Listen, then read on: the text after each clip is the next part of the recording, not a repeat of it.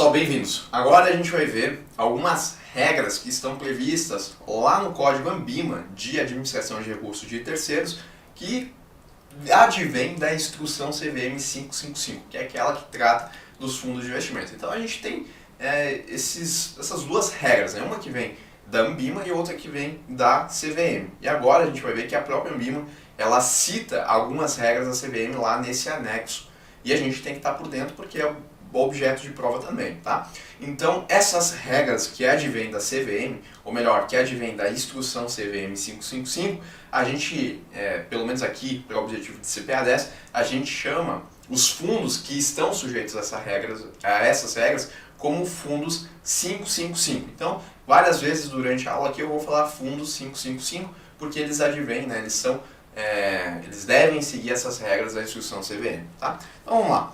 Bom, o Código ANBIMA de Regulação e Melhores Práticas para a Administração de Recursos de Terceiros inclui o anexo 1, que traz regras da CVM, né, que lá da Instrução CVM 555, que são adicionais às que a gente viu do Código. Tá? O Código também expressa que, em caso de divergência entre as regras do Código da ANBIMA e as disposições da Instrução CVM número 555, devem prevalecer, obviamente, as regras da CVM, né, porque a gente está falando aí de um órgão regulador e a ANBIMA ela é apenas um autorregulador.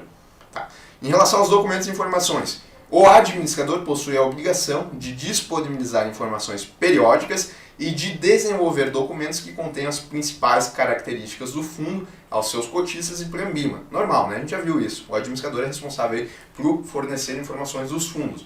Dentre essas principais características, pode-se destacar as informações relevantes aos investidores sobre políticas de investimento, taxas e riscos envolvidos, bem como os direitos e responsabilidades dos cotistas. Normal, a gente já viu isso daqui ao longo aqui do módulo de fundo de investimento, apenas reforçando que o administrador é responsável aí por prestar essas informações.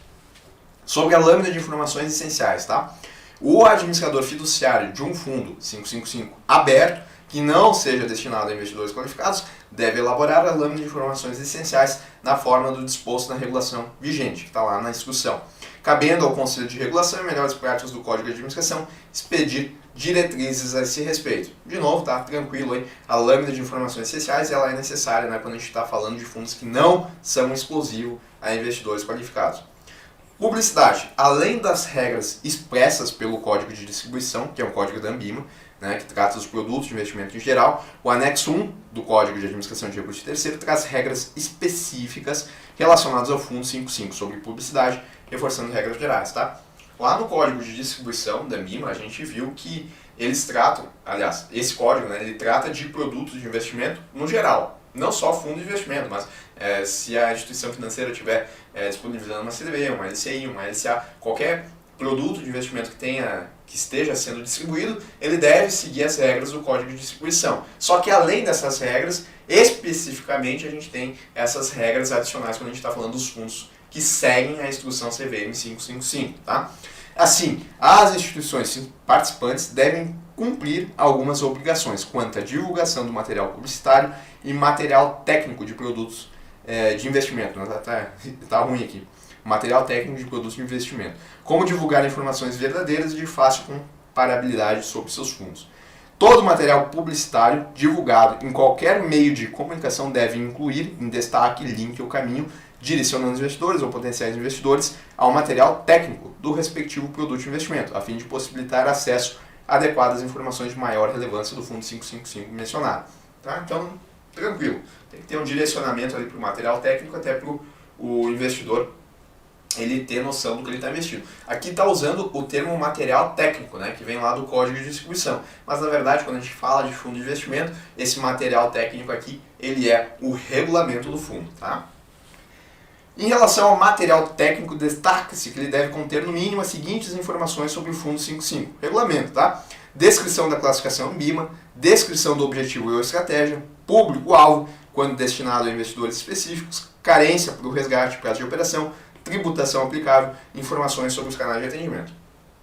Novamente, tá? Isso aqui acaba sendo mais uma revisão. A gente já viu que o regulamento do fundo ele tem que constar com tudo, com todas essas informações, né? Tudo que seja relativo aqui ao fundo de investimento. Lembre que o regulamento ele é um material técnico.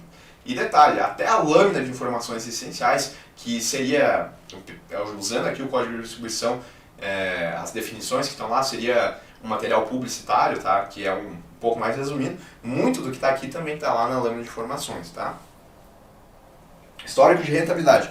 O objetivo dessa sessão é de garantir que os investidores ingressem na indústria com perspectivas realistas acerca do desempenho de seus investimentos e que as instituições participantes concorram de forma leal. Nesse contexto, olha as regras, tá, que as instituições elas têm que seguir quando elas forem colocar o histórico de rentabilidade. Ao divulgar a rentabilidade de um fundo 555, a instituição participante deve. Então, o que ela deve seguir? Ela tem que utilizar o mês anterior do calendário civil, aliás, utilizar o mês, isso aí, utilizar, caso aplicável, todos os meses do ano corrente do calendário civil de forma individual, mês a mês, ou com seu valor acumulado no ano, incluir anos anteriores do calendário civil e incluir períodos de 12 meses do calendário civil contados até o mês anterior à divulgação dos últimos 12 meses, utilizando a mesma metodologia caso divulgue períodos múltiplos de 12 meses.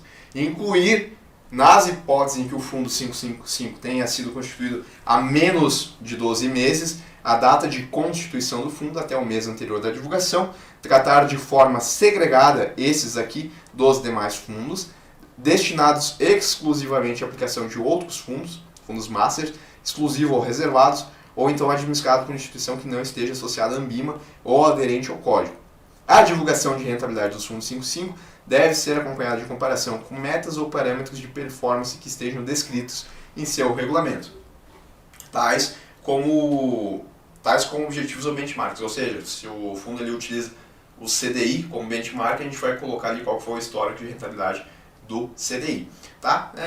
É um pouco mais técnico isso daqui, tá? Mas apenas levem para a prova de vocês que os fundos, quando eles vão colocar uma rentabilidade, eles têm que seguir algumas regras. Eu acho que esse é o principal ponto, tá? Não precisaria decorar cada uma dessas regras. Se houver mudança na classificação do fundo, do gestor, ou da mudança significativa na política de investimento, a instituição participante pode divulgar de maneira adicional e de forma separada a sua rentabilidade obrigatória acumulada nos últimos 12 meses e também a rentabilidade relativa ao período posterior à mudança, tá? De forma separada, informando o que foi alterado. A obrigação de que a divulgação de rentabilidade seja acompanhada do valor do patrimônio líquido médio mensal do fundo 555, apurado no último dia de cada mês, nos últimos 12 meses do calendário civil, ou nos meses de existência do fundo, caso tenha sido constituído há menos de 12 meses. Quais são os avisos obrigatórios, tá? A depender do material que é divulgado, o anexo 1 ele exige a veiculação de alguns avisos obrigatórios. Isso é que eu já acho mais importante, tá? Assim, nos materiais técnicos, as instituições participantes devem incluir com destaque os seguintes avisos obrigatórios. Caso a gente esteja fazendo a referência a histórico de rentabilidade ou menção à sua performance, a gente tem que colocar lá, ó, rentabilidade obtida no passado não representa garantia de resultados futuros. Ou seja, se rendeu 10% em um determinado período, não quer dizer que vai render de novo 10%, porque garantia passada não é garantia de rentabilidade futura. A rentabilidade divulgada não é líquida de impostos, o investimento em fundo não é garantido pelo FGC, até porque nenhum é. Caso faça referência à simulação de rentabilidade, as informações presentes nesse material técnico são baseadas em simulações e os resultados reais poderão ser significativamente diferentes. Caso haja cobrança de taxa de entrada, saída ou outras taxas que afetem a rentabilidade e essas taxas não estejam refletidas no valor da cota, o aviso de rentabilidade líquida deve ser complementado da seguinte forma, né? Que justamente isso daqui deve ser complementado dizendo que a rentabilidade divulgada não é líquida de impostos e da taxa, conforme o nome da taxa.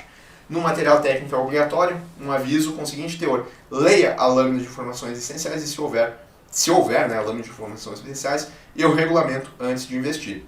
Caso o fundo 555 opte por divulgar rentabilidade ajustada ao repasse realizado diretamente ao investidor de dividendos, juros sobre o capital próprio ou outros rendimentos advindos de ativo financeiro que integra a carteira, a rentabilidade ajustada considera o reinvestimento dos dividendos, juros sobre o capital próprio ou outros rendimentos advindos de ativos financeiros que integrem a carteira do fundo repassado diretamente ao cotista, e caso ele altere a sua classificação lá nos termos da CVM e tal, este fundo alterou a classificação da CVM ou significativamente também alterar a classificação ou então a política de investimento e incluir quando é que aconteceu.